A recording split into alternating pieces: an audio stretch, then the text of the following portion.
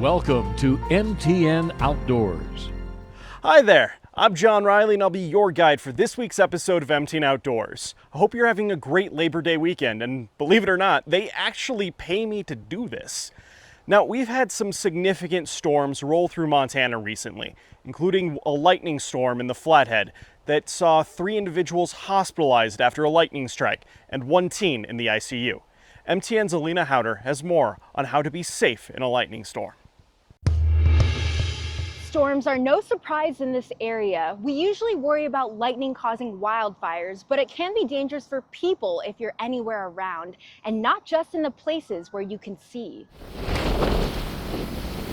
Lightning can strike anywhere. I mean, it all happens so fast. Even if you're not directly outside. I had sort of an indirect lightning strike, but it felt direct. That's what happened to Liz Fulton 20 years ago in her Billings home on Gregory Drive. Lightning struck the tree right in my front yard, just a few feet from the front porch. When she went to flip on her porch light to coax her cat inside. So when lightning came down through the tree, it arced back through me into the house through the switch. The impact from that strike threw her against a wall. And I kind of jumped up off the floor thinking that I would be missing an arm, because that was the sensation I had, was this hot, extreme heat coming through my arm. And I looked down and I thought, well, I'm okay. Thankfully, Liz lived to tell the tale, but it's one that's more common than you think. On average, there's about 27 fatalities per year nationally due to lightning. Billings National Weather Service meteorologist John Wettenkamp says that nearly 200 injuries are reported yearly because of lightning strikes. It's important to know that if you can hear thunder, though, the thunderstorm is close enough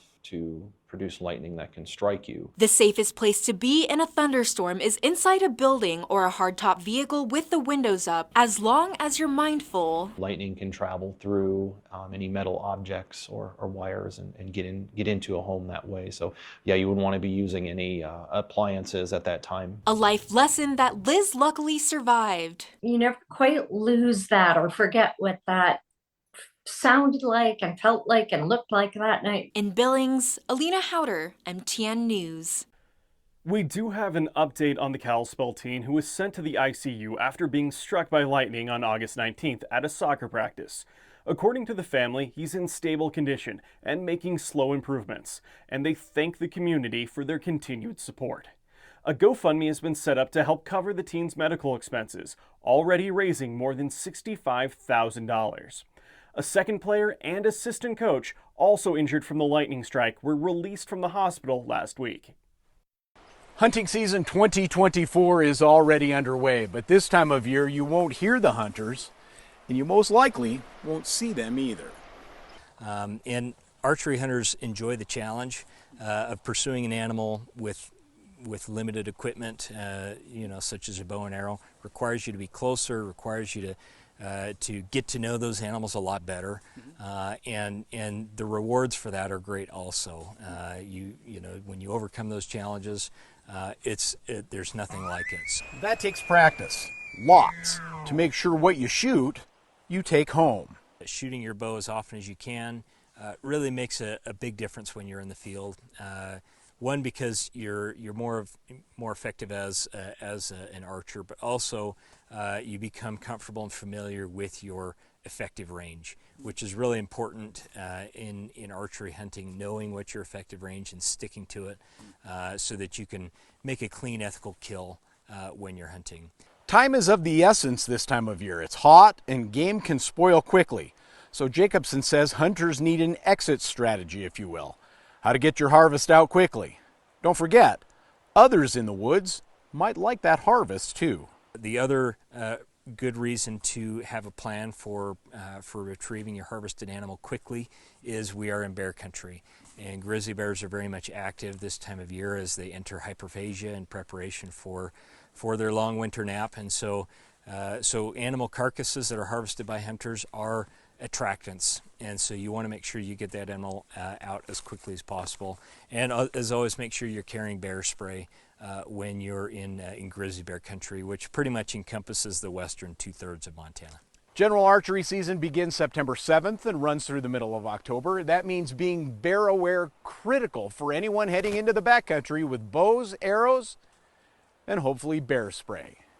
In Highlight Canyon, Chet Lehman, MTN News. That rain and overcast skies welcome news to firefighters. However, these flames have already damaged lots of land and killed livestock. Well, one Broadus family has seen these flames firsthand and is doing what they can to help local farmers get back on their feet. It's quite humbling what Mother Nature can do. The images speak for themselves. Destruction left by the Remington fire, difficult for many to stomach. I was there when everything was burning and stuff, and I saw the devastation. But for those on the front line, like Broadus volunteer Kelly Ostendorf, the damage seemed irreplaceable. I didn't think that any cattle would survive. I honestly didn't know if we'd save anybody's house. Ostendorf doubles as a farmer himself. This is his land located east of Broadus, which is safe from the flames. But he knows the impacts this likely uninsured loss will have on fellow farmers. It's hard to insure cattle because it is expensive and it very rarely ever pays out. I don't have insurance on my cows, so if something like this were to happen, you're kind of just out of it. And that's why Ostendorf started thinking of ways to help, reaching out to fellow farmers in Nebraska, looking for donations of hay, fence, and other items. I'm not making any promises to anybody. I'm just trying to put people that are in need in contact with people that could possibly help. Ostendorf plans to be the middleman, a gesture welcomed by farmers, along with the much-needed rainfall Monday. We're starting to see a little bit less fire behavior. Jennifer Bunty with Southwest Incident Management says that while the rain is helpful, there's still plenty of work left for the team. When we talk about containment, we talk about having fire lines on the ground that really just won't be crossed. There's just no potential for them to be crossed again. So we're really working on securing those lines. A treacherous time, thankfully reaching its end, but one that will certainly leave a lasting impact. We did what we could, but when something like that's coming at you, we're just looking at saving people's houses and making sure nobody dies. In Billings, Charlie Kleps, MTN News. To our brothers and sisters who have sacrificed, we honor you. It's always a little emotional, but yeah, it's great, and like I said, my goal in life is never to let them be forgotten. So. Denny DeLate visits his son David's memorial in Three Forks daily, but on Saturday, he was surrounded by friends and strangers. I appreciate that people are still remembering and still honoring, all our fallen officers. An honor ride began at the Broadwater County Sheriff's Office and ended in Three Forks, where members of the nonprofit Honor Roll and members of the community rode together to remember the lives of Trooper David DeLate and Deputy Mason Moore. To our survivors, we support you. To those of us here, ride strong, ride safe, and never forget. 14 years ago, December 2010, Montana Highway Patrol Trooper David DeLate conducted a traffic stop just meters away from where his memorial now stands. Well, he was young, obviously. He was 23 when he was shot and killed. He'd only been on the patrol a few years, and I knew how dangerous it was for him, and I was worried about him. Since that day, Denny has worked to ensure that David and other fallen officers are not forgotten. Count down to 3, never forget. 3, 2, 1, never forget. The Honor Roll is a national nonprofit that travels the country, honoring the fallen and giving relief to families and communities along the way. We try and focus on the smaller agencies because they don't get the attention deserved. And a lot of times the resources aren't available. Following the ride, Ellen Pearson presented Denny with a check to go toward the David DeLate Memorial. For Denny, he presented me with a message. The biggest thing is I know there's good people out there, and I know they won't. There's people that just aren't gonna forget, and that's my main purpose of the park here, is to make sure we honor our fallen officers. So, in Three Forks, Jane McDonald, MTN News. Coming up after the break, we learn more about grasshopper and weather impacts on Montana plants. But first, it's time for some trivia. Montana is home to some impressive rivers, but do you know what is the shortest river in Big Sky Country? That answer coming up after the break. We now return to MTN Outdoors. Welcome back. So do you know what is the shortest river in Montana? Running at just 201 feet, the Roe River just outside of Great Falls is not only the shortest river in Montana, but it's also the shortest river in the world. High grasshopper populations are widespread across much of Montana this year. MTN's Russ Riesinger takes a look at how the little insect is having a big impact on ranches and farms. It's very frustrating, you know. The optimism that Steve Gannier started this year's growing season with has since faded. Earlier spring even, we were seeing signs of them, and then you could see the itty bitties hatching left and right, and really kind of, you knew they were going to get bigger and hungrier, and so it wasn't a good sign. You couldn't hardly walk without just being nauseated by how much we're moving on front of your feet. Well, we are seeing plenty of hoppers still. It's a cycle that USDA State Plant Health Director Gary Adams says Montana has been in for the past several years. So you can see we're in kind of a hot spot. So anything that's red has 15 or more grasshoppers per yard, could be up to 70 per yard. But we say, or have said in the past, that 8 grasshoppers per yard essentially can compete with a cow-calf pair. It eats about the same amounts. So you take those 8 grasshoppers over an extended area in Montana, that they can eat an awful lot of vegetation. I count 4 or 5 different species in there right now, just looking at it. The hungry hoppers have certainly taken a toll on Gannier's operation. You see how much is laying on the ground. See all the wheat heads down on the ground? They'll come in and they'll just clip the heads right off of the wheat plants. Yeah. They've eaten all the goodness. Would you say they took the goodness out of a field? Took every bit of the good out of it, yeah. And that's left him with some difficult choices. You either lease more ground, to pasture your cows, and to supply hay for them, or you cull back, and which is what we did, is just downsize the herd a bunch. The USDA does offer education outreach as well as some suppression options for landowners. And while it's too late for this year, a warm, dry fall could make next year a challenge once again. If you wait until they're flying like they are now, it's really too late to do anything about them this year. So start talking now about next year. Gannier says he'll hope for the best next year, but as anyone who's been around farming or ranching can tell you, there simply are no guarantees. Yeah, it's been disheartening, but it is what it is. In Musselshell County, Russ Riesinger, MTN News. Many venture out into Montana's wilderness like I am to find the ever so iconic, flavorful, and state fruit, the huckleberry. But this year, the fruit is hard to find. But don't take it from me, take it from the people who are consistently going out for harvest. Some spots, no huckleberry. This year it's hard to find it, Huckleberry pickers like Vang Mua, who count on the harvest to sell these wild berries, are feeling the impact as the berries are noticeably scarce in the state's mountains this season. Some weekend I have a couple pounds, some weekend I don't have it, The reason for it? Well, the answer isn't so black and white. See, this year in the month of January, we experienced an Arctic outbreak of sub-zero temperatures. And for July, we experienced a 2-week stretch where we were at or above 90 degrees with little to no rain.